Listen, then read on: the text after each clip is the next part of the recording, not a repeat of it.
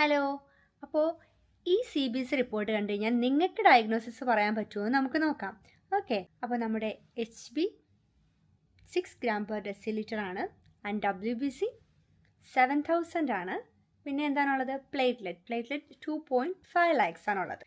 അപ്പോൾ നമ്മുടെ പേഷ്യൻറ്റിന് ചെറുതായിട്ട് ക്ഷീണവും നല്ല ക്ഷീണവും ഡിസിനെസ്സും എല്ലാം ഉണ്ട്. അപ്പം നമ്മുടെ ഹീമോഗ്ലോബിൻ കൗണ്ട് എന്താണ്? ലോ ആണ്. പക്ഷേ WBCയും പ്ലേറ്റ്ലെറ്റും എന്താ? വളരെ നോർമലുമാണ്. അപ്പോൾ ഡയഗ്നോസിസ് എന്താണെന്ന് നിങ്ങൾക്ക് കണ്ടുപിടിക്കാൻ പറ്റുന്നുണ്ടോ? ഒന്ന് ആലോചിച്ച് നോക്കൂ. കിട്ടിയ ഉത്തരം?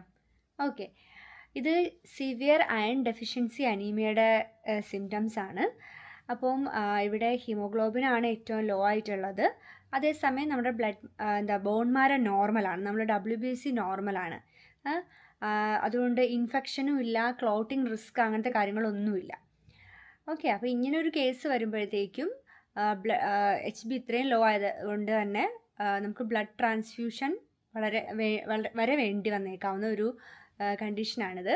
ഓക്കെ, അപ്പോൾ നമുക്ക് ഇനി വേറൊരു കേസ് സ്റ്റഡി ആയിട്ട് നെക്സ്റ്റ് വീഡിയോയിൽ കാണാം.